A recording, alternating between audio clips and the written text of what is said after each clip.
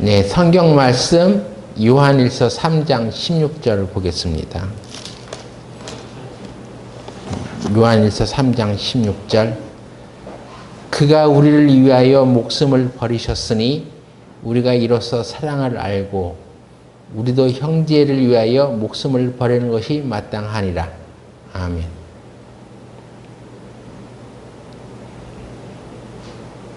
요한일서에는 구원받은 우리가 주님을 향하여 가질 수 있는 소망이 무엇인지를 간단히 말하고 있습니다. 첫째는 주를 닮아 깨끗한 사람이 되는 소망. 둘째는 의로우신 주님을 닮아 우리도 의로운 사람이 되는 소망. 그리고 세 번째는 주님이 그렇게 하신 것처럼 우리도 형제 사랑을 실천하는 사랑이 되는 소망입니다. 우리를 위하여 십자가에서 자신의 목숨을 버려주신 예수님의 사랑을 경험한 사람들이라면은 이제 예수님이 사랑하신 형제들을 향하여 우리들의 사랑을 나타내며 살아갈 수 있어야 한다는 것이 요한일서 3장 16절입니다. 그런데 본문 직전에 요한일서 3장 10절의 말씀을 읽어보면 그 형제를 사랑하지 아니하는 자는 하나님께 속하지 아니하니라. 이어서 3장 11절의 말씀을 읽어보면 우리는 서로 사랑할지니 이는 너희가 처음부터 들은 소식이라. 그러니까 형제를 사랑하지 않는 사람은 하나님께 속해 있다고 말할 수가 없다는 것입니다. 그리고 처음부터 복음이 강조하는 것은 우리가 서로 사랑해야 한다는 것입니다. 그렇다면 이제 우리는 아주 구체적인 질문을 하나 하려고 합니다. 영생을 얻은 우리 그리스도인들이 형제 사랑을 실천하는 것이 왜 중요한 일일까요? 이제 성경의 그 해답을 얘기합니다. 그리스도인들에게 형제 사랑의 실천이 중요한 이유는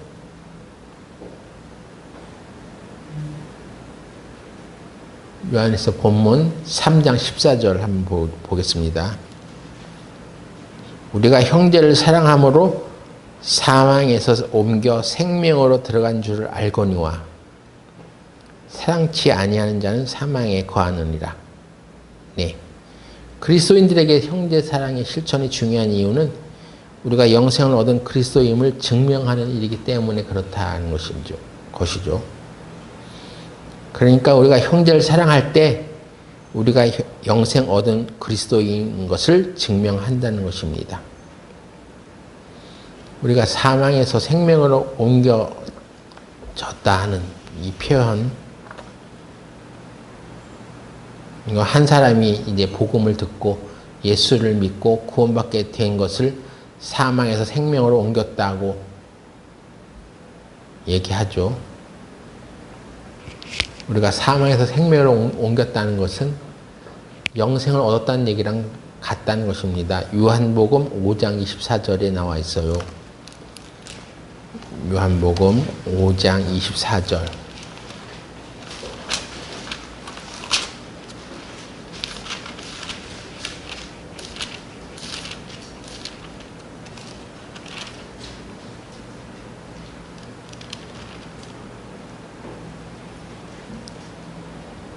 내가 진실로 진실로 너에게 이르노니 내 말을 듣고 또 나 보내신 이를 믿는 자는 영생을 얻었고 심판에 이르지 아니하나니 사망에서 생명으로 옮겼느니라.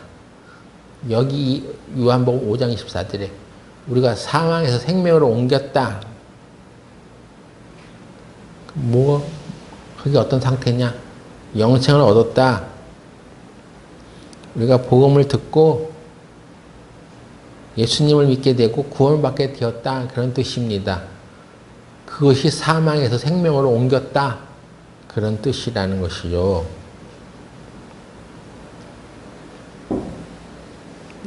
바울도 이런 비슷한 표현을 썼어요. 골로새서 1장 13절 보면은 골로새서 1장 13절에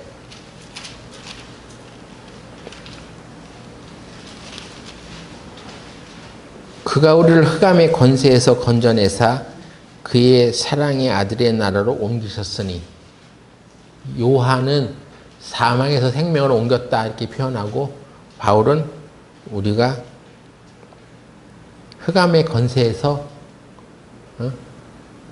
하나님께서 우리를 건져내사 그의 아들의 나라로 옮기셨다 이렇게 표현하는 것입니다.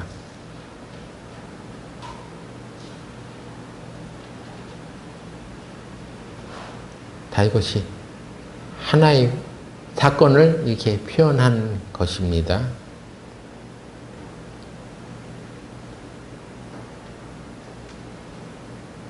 그래서 우리가 그리스도 안에서 새로운 생명을 얻고 하나님의 자녀, 하나님의 백성이 되었다는 것이고, 그 확실한 증거가 뭐냐? 하나님의 나라에 속한 사람들은 이런 확실한 증거가 있는데 뭐냐 하면, 그가 하나님의 백성들이 된 같은 형제를 사랑하기 시작한다는 것입니다. 어떤 사람이 구원을 받았다 하는데 형제를 사랑하지 않아? 교회를 사랑하지 않아?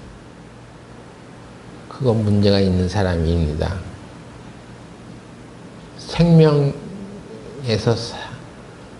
생명으로 옮겨졌다. 사망에서 생명으로 옮겨졌다는 증거가 없단 말이에요, 그것이. 교회 사랑하고 형제 사랑하는 하는 것이 증거다. 그가 확실한 구원받은 증거다. 라고 요한은 말하고 있는 것입니다.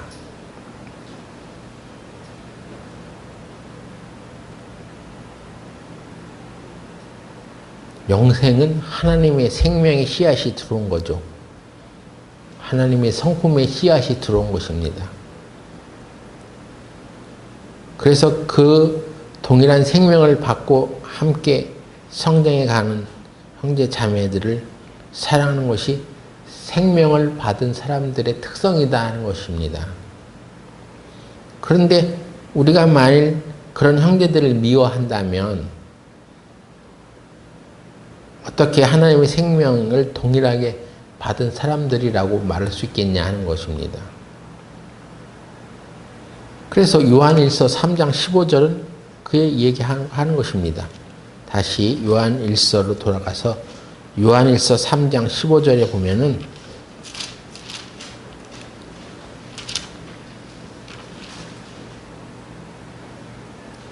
그 형제를 미워하는 자마다 살인하는 자니 살인하는 자마다 영생이 그 속에 거하지 아니하는 것을 너희가 아는 바라. 형제를 미워하는 것을 살인하는 것에 비유할 정도로 크게 다루고 있어요.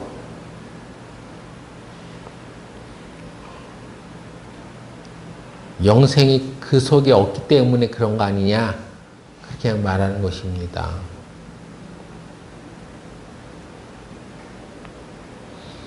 이렇게까지 얘기하고 있다는 것입니다.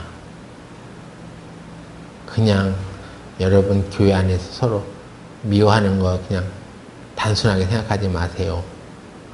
혹시 그렇다면 당신들 안에는 영생이 그 속에 없기 때문 아니겠어? 이렇게까지 요한은 얘기하고 있는 것입니다. 그래서 우리가 그리스도를 주로 영접한 사람들이라면 우리 안에 그리스도 영이 거하시기 때문에 그리스도 영은 사랑의 영이라고 하는 거예요. 그래서 그리스도 영인 사랑의 영이 거한다면은 반드시 꼭 형제를 사랑하게 되어 있다 이것입니다.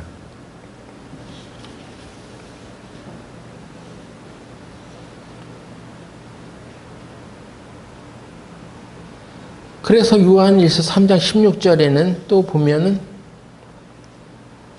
우리들이 구체적으로 형제 사랑을 어떻게 실천해 가는 것이냐는 것을 얘기하고 있습니다.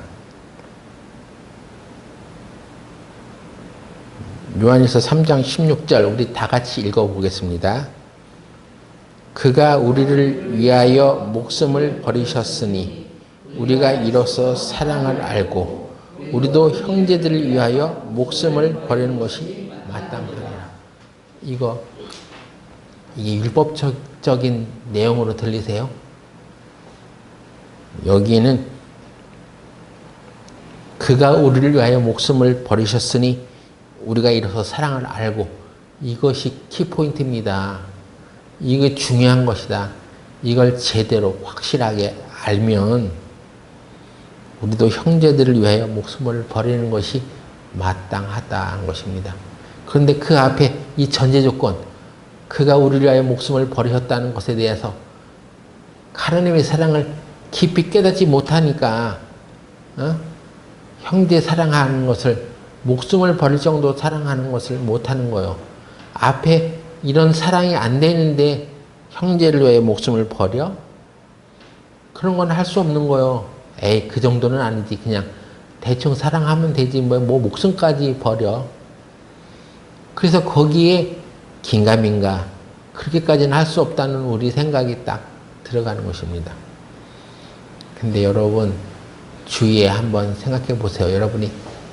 여러분을 위해서 정말 목숨까지 버린 그런 깊은 사랑의 대상이 있으면, 그걸 내가 알면 그 사람을 향해서 나 역시 목숨을 버릴 만한 그런 같은 사랑의 강도로 반응하지 않겠어요?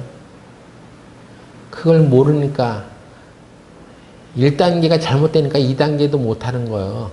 그냥 여러분이 복음을 들었어. 예수님이 우리 죄를 위해서 십자가에 돌아가셨대. 아, 고맙구만. 그래서 우리가 구원받는 거래. 이걸 받으면, 믿으면 영원히 천국 간대. 그렇다고 그렇다니까 그냥 믿어주시는 거라면 깊은 사랑의 관계에 가기가 힘들어요.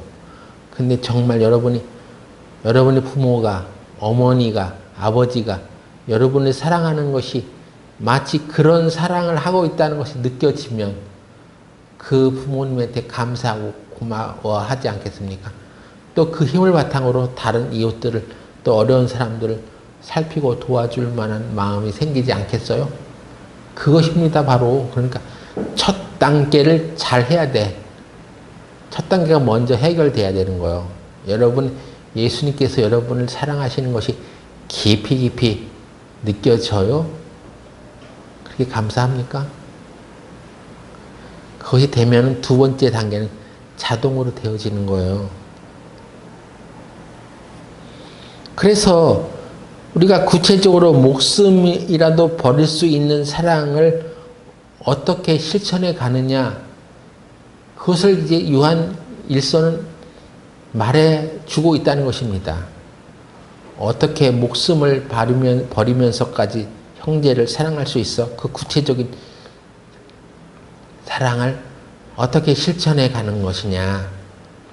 오늘 말씀의 제목이 형제의 사랑을 실천하자 하는 것이죠. 여러분, 목숨을 버리며 사랑하는 그런 사랑을 어떻게 실천해 가느냐 하는 것을 얘기하고 있다는 것입니다. 실제로 목숨은 하나밖에 없는데 그거 버리기도 힘든데 어떻게 하는 것이 목숨을 버릴 수 있는 사랑인가? 그것을 요한일서 3장 17절이 말하고 있습니다. 누가 이 세상 재물을 가지고 형제의 궁핍함을 보고도 도와줄 마음을 막으면, 개정 성경엔 막으면을 닫으면이라고 표현해 놨어요. 도와줄 마음을 닫으면 하나님의 사랑이 어찌 그 속에 거할까 보냐. 뭐라고 얘기하는 것입니까?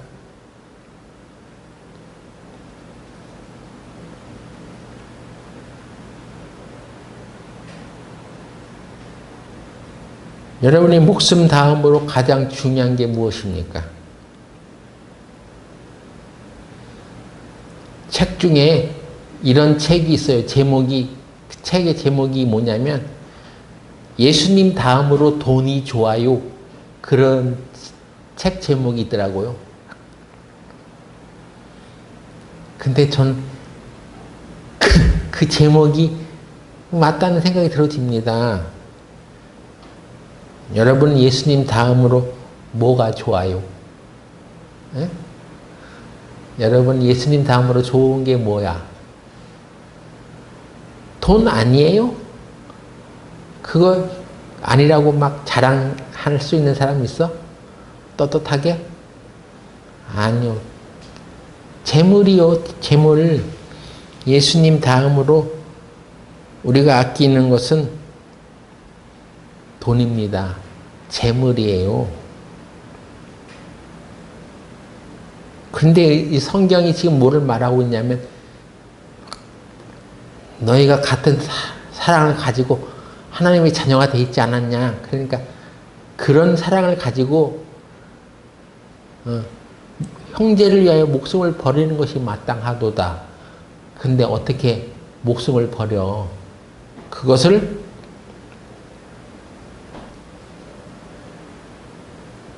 우리가 두 번째로 아끼는 재물, 돈으로 형제를 섬길 수 있다면 그것이 진짜 형제 사랑이다. 이 말입니다. 성경이 그것을 말하고 있는 거예요. 여러분 이건 내 얘기가 아니에요. 예? 웬 교회 오니까 목사님이 돈 얘기 또 하네. 그렇게 생각하지 마세요. 성경이 그것을 말하고 있는 것입니다.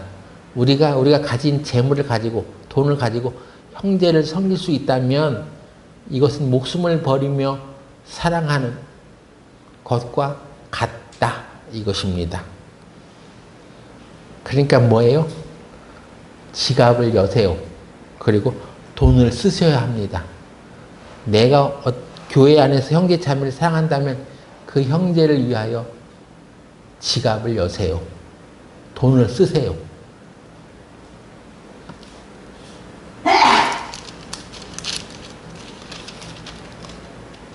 그래서 뭐라고 합니까?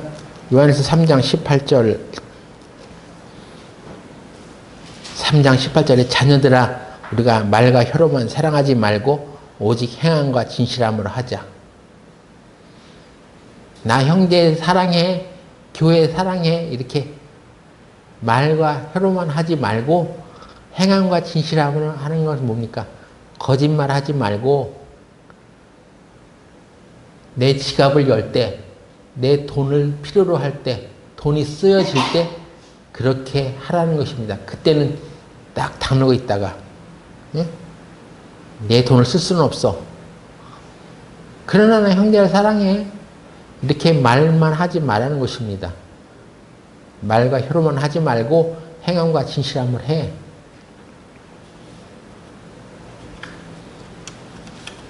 이것은 아마 여러분이 우리 교회에 와서 구원받고 살아가면서 10년이 되든 20년이 되든 30년이 되었든 이 지금 나사가 쪼여가지고 생각이 바뀌지 않으면 절대 깨닫지 못하는 거예요. 이러고 싶지는 않거든. 왜? 돈은 목숨보다 중요하다고 나는 생각하고 내 가치 기준이 거기에 들어가 있으니까 형제 사랑하라. 그렇게 해야지. 말은 그렇게 하는데 실제로 돈 들어갈 땐 딱 거기서 행동을 멈추는 거예요. 그럴 수가 있다는 것입니다. 그래서 우리의 생각이 바뀌지 않으면 안 돼요. 자기 지갑을 여는 것이 형제 사랑을 구체적으로 실천해가는 행동이다 하는 것을 요한일서는 말하고 있는 것입니다.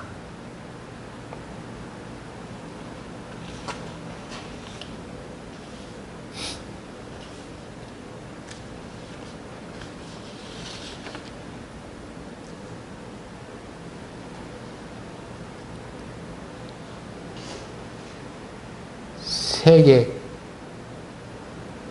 기독교 역사 중에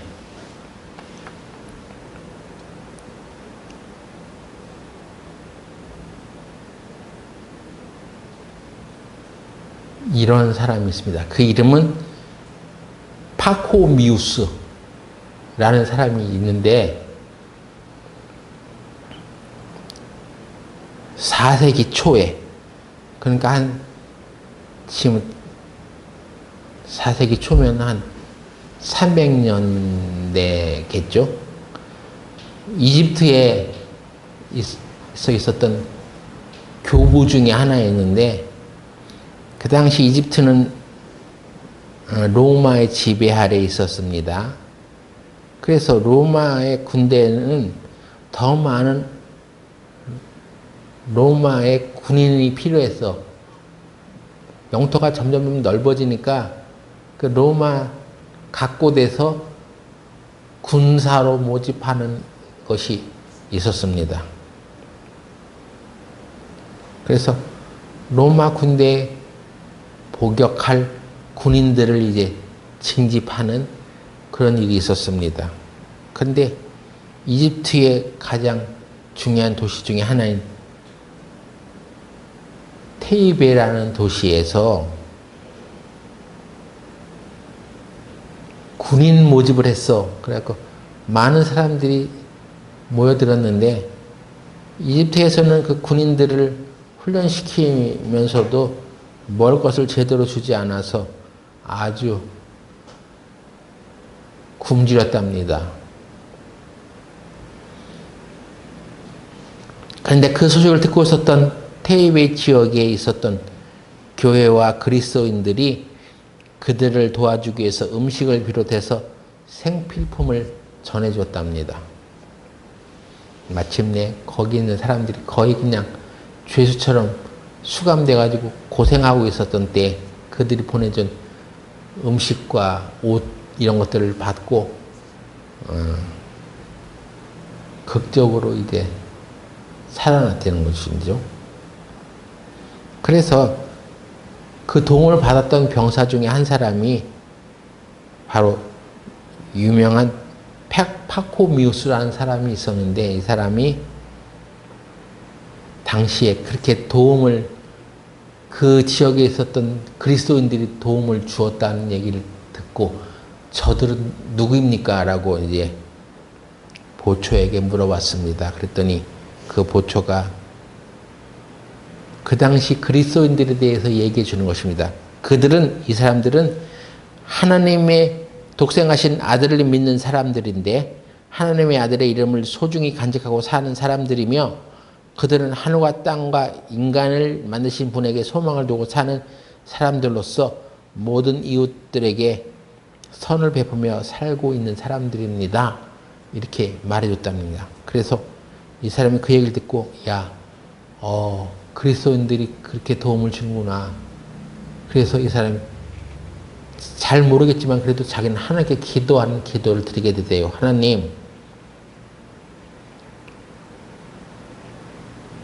저를 이 고난에서 건져주시면 우리를 도와주는 저 그리스도인들처럼 나도 이웃을 섬기고 당신 뜻을 이루는 일에 평생을 바치겠습니다. 이런 기도를 했답니다. 그리고 얼마 후에 이 사람이 이제 석방이 됐어요. 거기서 이제 풀려났습니다.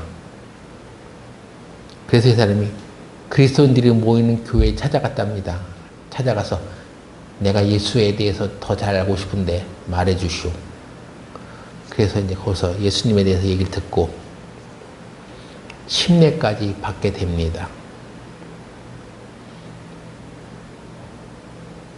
그 파코미우스라는 사람이 훗날 수도원 운동이 그때 많이 이제 일어나는데, 사막에 수도원 활동을 하는데 들어가서 사막 교부의 지도자가 되는 것입니다.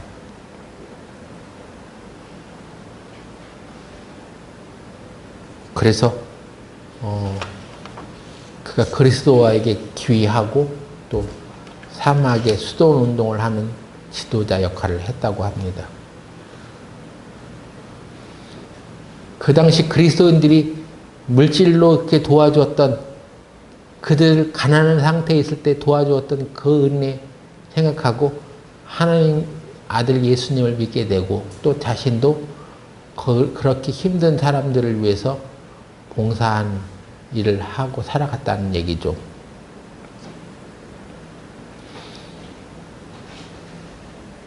우리는 그런 사례들을 사도행전 2장에 보면 초대교회 사람들이 그렇게 살았다는 것을 통해서 알 수 있습니다. 사도행전 2장 44절.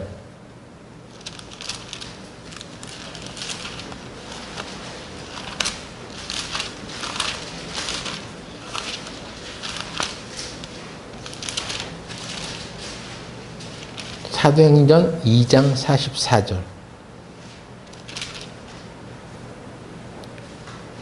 이 얘기를 여러분이 모르는 바가 아닙니다. 자주 들었습니다. 그런데 여러분 한번 우리가 뜻을 합하여 한 목소리로 이 말씀을 읽어봅시다. 44절, 45절. 시작. 믿는 사람이 다 함께 있어 물건을 서로 통용하고 또 재산과 소유를 팔아 각 사람의 필요를 따라 나눠주고.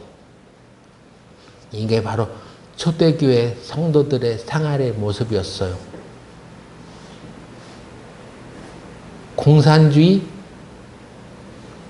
비슷하게 이것을 본따 가지고 이렇게 하는 것인데, 공산주의나 사회주의는 강제적으로 제도적으로 물질을 나누는 것입니다. 있는 사람 거 뺏어가지고 없는 사람한테 나눠준다는 취지로 사회주의, 공산주의를 우리가 그들이 그렇게 하는데, 공산주의, 사회주의는 강제적으로 그렇게 하는 것인데 그리스도인들은 자발적으로 이 나눔을 실천하는 공동체라는 것입니다. 공산주의, 사회주의와 그리스도인의 공동체와 다른 점은 그것입니다.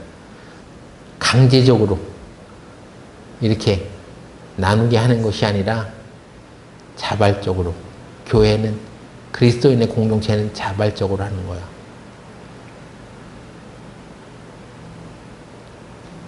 (46절까지) 읽어봐요. 시작. 날마다 마음을 같이하여 성전에 모이기를 힘쓰고 집에서 떡을 떼며 기쁨과 순전한 마음으로 음식을 먹고. 그렇죠? 그렇게 하니까 47절에 보면 날마다 구원받는 사람을 더하게 하셨다라고 되어 있죠. 여러분, 이것이 자발적으로 일어났다는 것입니다. 자발적으로. 이게 초대교회. 초대교회는 숫자가 그렇게 많지 않았지만 당시 세계를 움직였던 이유가 바로 이것입니다. 형제 사랑을 실천했단 말이에요. 실천. 형제 사랑을 말로만 하는 것이 아니라 실천한 거예요. 자기의 재물을 다 그렇게 서로 나눴다는 것입니다. 여러분에게 있어서 재물이 중요한 거 알아요. 여러분이 쓸 때 많이 있는 거 알아요. 소중한 것을 압니다. 그런데 우리가 형제의 사랑을 실천하는 것은 바로 우리가 중요하게 여기는 그 재물을 열어서, 지갑을 열어서 그것을 나눌 때 비로소 형제 사랑을 구체적으로 실천하는 것이라는 것입니다. 그러므로 우리 교회가 이것을 알고 형제 자매들을 진실로 사랑하는 일을 해나간다면 어떤 일이 벌어질까요? 예? 교회에 복음 전해지는 것은 당연한 거예요. 우리는 교회에 복음 전하는 것을 기도하죠. 교회에서 복음이 많이 전해지기를 바래. 그래서 성경은 뭘 말하고 있느냐? 밖에 나가서 열심히 전해. 그런 얘기 하는 게 아니라 너희가 서로 사랑해. 그러면 복음이 날마다 전해져. 이것입니다. 마음이 그래서 따뜻해야 돼요. 옆에 사람이 힘들고 어려울 때 도와주려고 하는 마음이 있습니까? 그런 마음이 차고 넘칠 때 복음이 전해진다 이 말이에요. 여러분이 이런 마음을 안 갖고 이 돈은 내 돈이야. 남을 위해서 절대 쓸 수 없어. 라고 딱 움켜쥐는 순간 말과 혀로는 복음 전하세요. 복음 전하세요. 예? 형제 사랑하세요. 이렇게 말은 하지만 실제로는 복음이 안 전해진다 이 말입니다.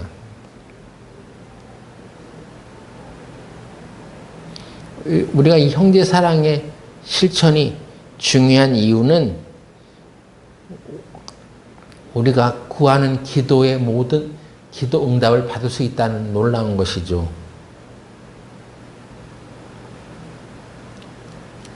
요한일서 3장 22절 보세요.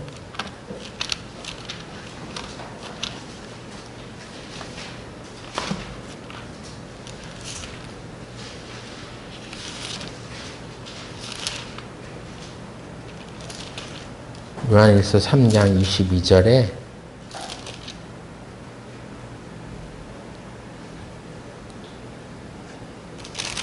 이것도 중요한 규절이니까 여러분 또 한번 같이 읽어봅시다. 22절 시작.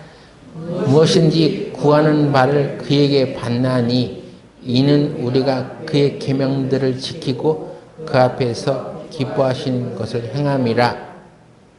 무엇인지 구하는 바를 그에게 받는 비결. 여러분, 이 기도하는 모든 것에 대한 응답을 받기 원하시죠? 그렇게 되기를 바라죠.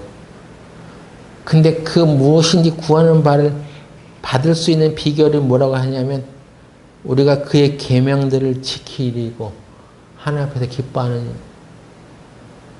일을 행함에 있어서 그것을 행할 때 그렇게 된다 그랬습니다. 그러면 그의 계명이 뭐냐? 23절 그의 계명은 이것이니 곧 그 아들 예수 그리스도 이름을 믿고 그가 우리에게 주신 계명대로 서로 사랑할 것이니라. 이것입니다. 서로 사랑하는 거. 형제를 위해 목숨을 버리는 사랑. 자기 지갑을 열어서 물질적으로 도와주는 사랑. 그 사람이 물질로 필요할 때 그걸 도와주는 사랑. 그러할 때는 자기 목숨을 버리는 듯한 사랑이다 이것입니다. 그런 사랑을 해나갈 때 우리가 기도하는 모든 것을 응답받을 수 있다 이 말이에요. 그러니까 형제 사랑을 실천하는 사람들에게 하나님의 기도는 무엇인지 응답됐다는 것을 말합니다.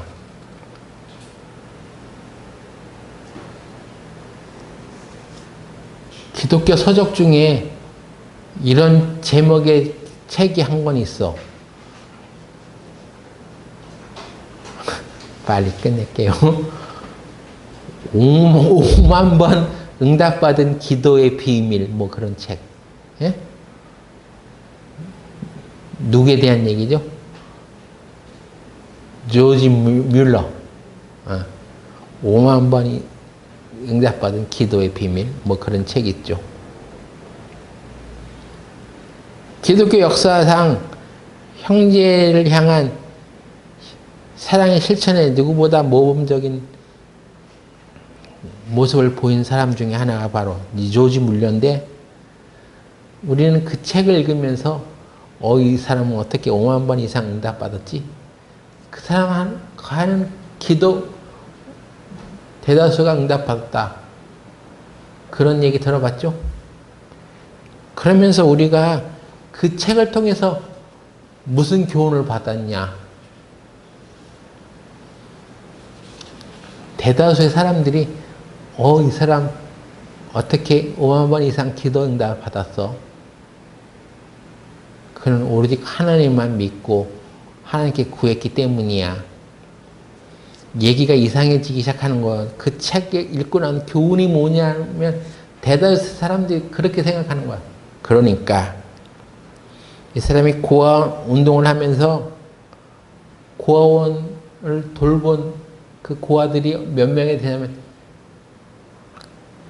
24명, 한 10,000명 이상을 돌봤다고 합니다. 고아들을. 그러니까 고아원 운영하면서 고아들 돌보니까 필요한 것들이 많이 생겼죠. 그럼에도 불구하고 이 사람은 고아원을 운영하면서 한 번도 기부 요청을 하지 않았다. 오직 하나님께만 구했다.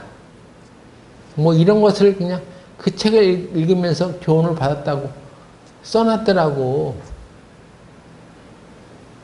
근데 사람들이 그 책을 읽으면서 어떻게 사람들에게 전환하면 요지 물려 같은 사람들은 고아원 운영하면서 필요한 필요를 한 번도 사람들에게 요청하지 않았습니다. 오직 하나님께만 구했습니다. 그러니까 너도 하나님께 구해. 사람에게 나한테 돈 달라고 하지 말고 구해. 이것을 얘기하더라고, 사람들이. 대다수. 여러분도 그 책을 읽어보면서 그거 느꼈습니까? 아니, 지금 성경이 말하고 있는 것과는 좀 다른 얘기를 하는 거야, 사람들이. 이 요한일서 3장 22절이 얘기하는 것과 다른 얘기를 하고 있어. 교회에서 돈이 필요하면 절대 다른 사람들에게 눈치도 주지 마세요. 예? 그 사람과의 관계가 틀어집니다. 오직 하나님께 구하세요. 그런 얘기 누가 하냐면 그 있잖아. 왜? 한 대다수 많은 사람들이 그렇게 얘기해. 눈치 주지 말라고. 근데 요지 물러의 5만 번 이상 응답받은 그 책을 읽고 미안하지만 요한일서 3장을 제대로 봤다면 올바로 알았어야 되는데 그걸 알지 못하고 인간적으로 그걸 해석해버리는 것입니다. 성경은 뭐라고 말합니까? 뭐든지 응답받는 기도의 비밀이 뭐라고 그랬어요? 요한일서 3장 22절 다시 보겠습니다. 요한일서 3장 21절부터 다시 보죠. 사랑하는 자들아, 만일 우리 마음이 우리를 책망할 것이 없으면 하나님 앞에서 담대함을 얻고 무엇인지 구하는 바를 그에게 받나니 이는 우리가 그의 계명들을 지키고 그 앞에서 기뻐하는 것을 행함이라.